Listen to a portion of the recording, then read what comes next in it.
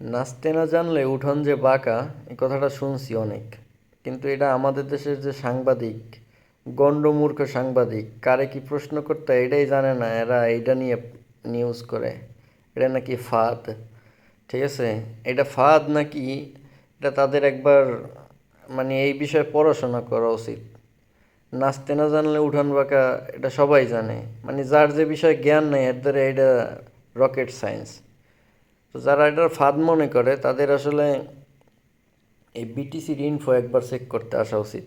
এই যে market cap 1.67 trillion, এটা সবাই ফাঁদ, ঠিক আছে, সবাই বোকা, এই জন্য এনে আসছে।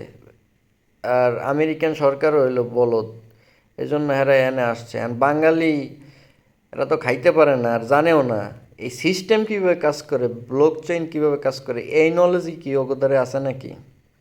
ব্লক চেইন হলো পৃথিবীর একমাত্র সিকিউর নেটওয়ার্ক বা সিকিউর সিস্টেম।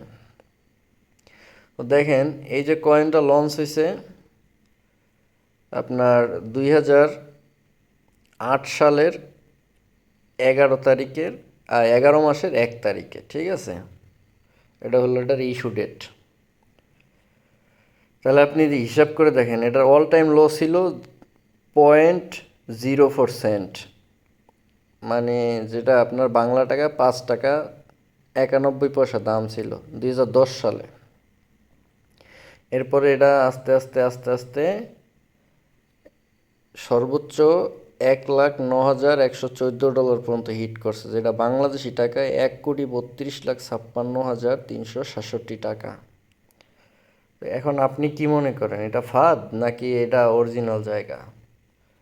এটার ভিতরে বুঝতে হবে যে এটা কিভাবে কাজ করে।